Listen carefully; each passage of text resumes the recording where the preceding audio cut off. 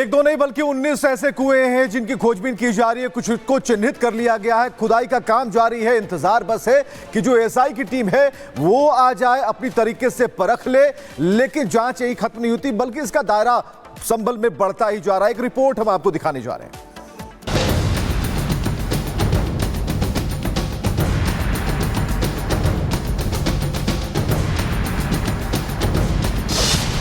योगी का धर्मपथ कब्जा ध्वस्त,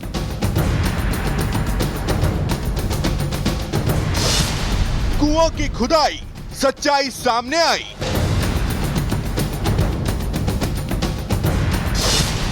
मिला एक और कूप, छिपे सनातन के सबूत।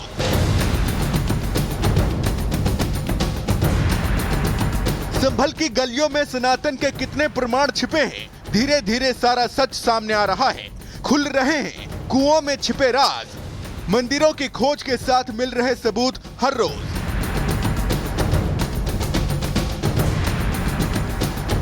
संभल में 14 दिसंबर को प्राचीन शिव मंदिर के खुलने के साथ ही उसके पास कुएं का पता चला। पहले कुएं मिलने के ठीक 48 घंटे के भीतर एक और कुआं मिला और इसके बाद तो कूप के मिलने का सिलसिला ही शुरू हो गया। प्रशासन ने अब तक 19 ऐसे कूपों की पहचान की है जो जामा मस्जिद के आसपास स्थित हैं। इसमें से एक है चतुर्मुख कूप, जिसकी खुदाई जारी है और जारी है सनातनी सबूत की तलाश। तकरीबन 20 फीट अभी तक इसको खोदा गया है और आप ये देखिए कि कूप, जिसको प्राचीन भी बोला जाता है, बहुत पुराना बोला जाता है। आप ईंटें लगी हुई देख रहे हैं। इस कूप के साइड में जो ईंटें लगी हुई हैं वो बेहद पुरानी है। इस तरीके की जो पत्थर बोल लीजिए, ईंटें बोल लीजिए, जिसका इस्तेमाल कूप बनाने में पुराने समय में किया जाता था, वो पत्थर मिलना अब बेहद मुश्किल है।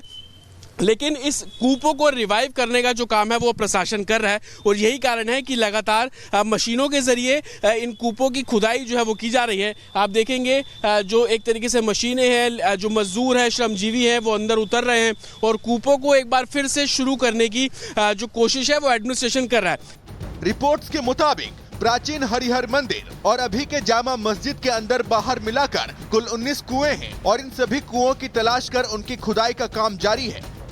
जिस 19 कूपों को रिवाइव करने की बात एडमिनिस्ट्रेशन कर रहा है, वो कूप कहां पर है? चतुर्मुख कूप, यहाँ पर इस वक्त हम मौजूद हैं। जो लाल बिंदी आप देख रहे हैं, सबसे पहले आप ये हरि मंदिर देखिए। इस मैप ने हरि मंदिर लिखा है, जिसको मौजूदा समय में शाही जामा मस्जिद बोला जाता है। ये जो सर्कल आप देख रहे हैं, ये सर्कल जो है इसी को ही कूप बोला जा रहा है। और आप देखेंगे शाही जामा मस्जिद के अंदर एक कूप है, शाही जामा मस्जिद के बाहर एक कूप है, जिसकी तस्वीरें हमने दिखाई। 2012 तक यहाँ पर लोग पूजा करते थे, हिंदू समाज के लोग जाते थे, लेकिन उसके बाद बंद कर दिया गया। यहाँ पर एक और आपको मंदिर नजर आ रहा है, उसके सामने कूप है, ये कूप आप देखेंगे। और इस तरीके से इस पूरे इलाके में 19 तकरीबन कूप जो है वो बताए जा रहे हैं। इनको एडमिनिस्ट्रेशन रिवाइव कर रहा है। पहले कुएं को खोदा तो सनातनी सबूत के तौर पर देवी देवता की मूर्तियां मिली। दूसरे कुएं और तीसरे कुएं से देवी देवता की मूर्तियां मिली। अब इन मूर्तियों की एसआई कार्बन डेटिंग करेगी और पता करेगी कुएं और सनातन के सबूतों का परीक्षण। संभल को लेकर मान्यता है कि यहाँ 68 तीर्थ और 19 कूप स्थित हैं। मतलब अभी संभल में अभी और भी कुएं हैं। इस थ्योरी को लेकर बाकी कुओं को ढूंढना शुरू हो गया है। जिला प्रशासन के मुताबिक इन सभी कुओं को पुनर्जीवित किया जाएगा और इसीलिए जोर शोर से अतिक्रमण के खिलाफ भी अभियान चल रहा है, क्योंकि कुछ कुओं पर अवैध निर्माण कर उन्हें ढक दिया गया है। अब उसे ध्वस्त कर कुओं की पहचान की जाएगी। Bureau report, Republic Bharat. तो आपको बताते हैं, एक तरफ से देखिए किस तरह से अतिक्रमण हटाने का काम चल रहा है, लेकिन दूसरी तरफ वो मीटर, जो गलत मीटर लगे थे, सांसद महोदय के घर पर गलत मीटर लगे थे जिसकी रीडिंग 0 आ रही थी, अब उनको भी प्रशासन सही करने का काम कर रहा है। स्मार्ट मीटर लगाए गए हैं। ये तस्वीरें हम आपको दिखा रहे हैं। सपा सांसद के घर पर कल मीटर बदला गया और कैसे बिजली बिल कम आता रहा, यानी बड़ा खेल होता रहा बिजली के बिल को लेकर के, वो तस्वीरें सामने आती रही हैं। और ये सबूत है जो बता रहे हैं कि कितनी मनमानी चल रही थी संभल में।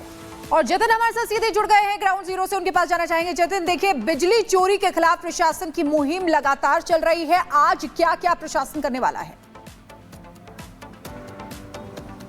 आज बिल्कुल देखिए स्मार्ट मीटर इंस्टॉल किए जा रहे हैं सांसद के घर पर भी और उसके आसपास के इलाके में भी, लेकिन मैं उस मस्जिद की छत पर मौजूद हूं जिस मस्जिद पर एलिगेशन लगे कि इस मस्जिद के जरिए जो बिजली चोरी की जा रही थी और आसपास के 150 घरों में जो बिजली सप्लाई है वो की जा रही थी। जब हम मस्जिद की छत पर पहुंचे तो हमें वो तारे मिली हैं। ये देखिए, ये वो तारे हैं जो कि बिजली चोरी के तौर पर इस्तेमाल की जा रही थी। इसको एडमिनिस्ट्रेशन ने काटा है और मस्जिद की छत पर अभी भी ये तारे आपको लटकी मिल जाएंगी। इस मस्जिद से नीचे की तरफ देखेंगे तो आप देखेंगे जो काले रंग की तार आ रही है उसको किस तरीके से ज्वाइंट्स डालकर जो आसपास की कॉलोनी है उन घरों में ये तारों को भेजा जा रहा है। नीचे की गली की तस्वीर देखेंगे तो वहां पर भी आपको जो कटी हुई तारें साफ तौर पर नजर आ जाएंगी।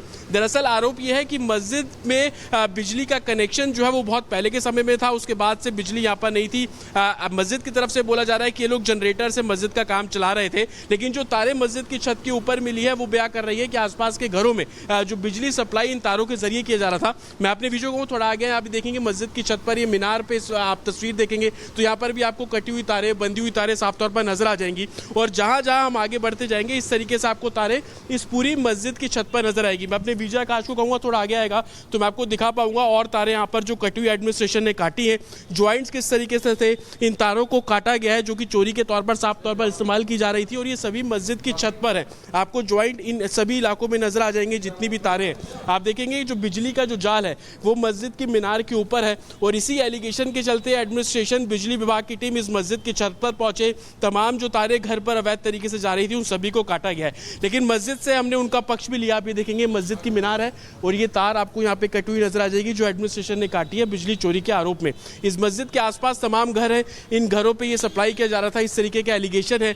मस्जिद प्रशासन का साफ तौर पर कह रहे हैं कि उनकी छत से तारें जा रही थी लेकिन मस्जिद का इसमें कोई रोल नहीं है, लेकिन एडमिनिस्ट्रेशन ने कहा कि इसी मस्जिद से 150 घरों को जो बिजली है वो दी जा रही थी।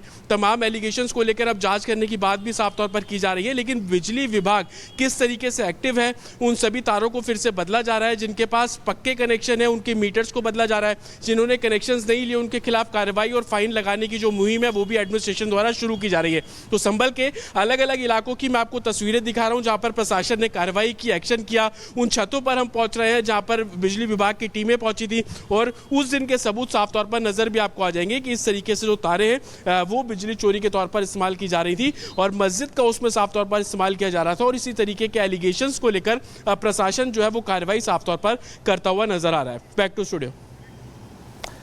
और जतिन ने पूरी जानकारी दी।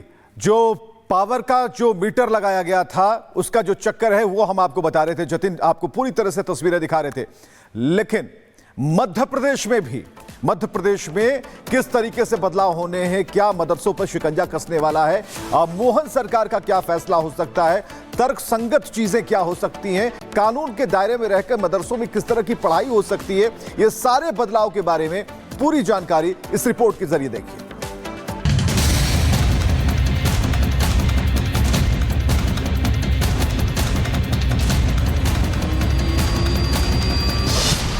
एमपी में राष्ट्रभक्ति नियम, मदरसों के लिए राष्ट्र धर्म प्रथम।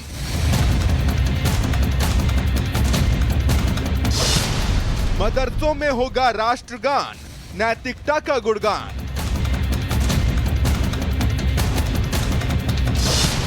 नया नियम तैयार, कट्टरता पर वार।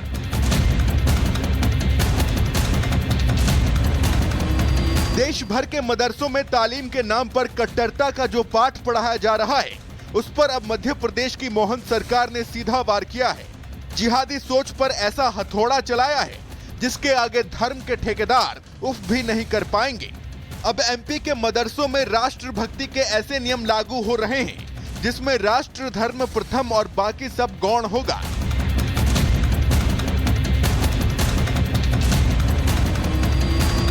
केंद्र सरकार की सख्ती के बाद मध्य प्रदेश की मोहन सरकार ने भी मदरसों पर शिकंजा कसना शुरू कर दिया है।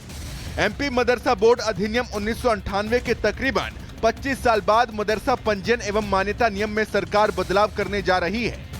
इसका मसौदा तैयार कर लिया गया है, बस इसे सरकार की मंजूरी का इंतजार है। नए बनाए जाने वाले नियमों में कोई भी मदरसा जो सरकार से आर्थिक मदद लेता है वो गैर मुस्लिम बच्चों को इस्लामिक शिक्षा या किसी भी धर्म की शिक्षा देने के लिए मजबूर नहीं कर पाएंगे। हर दिन राष्ट्रीय ध्वज फहराना और राष्ट्रगान गाना अनिवार्य होगा।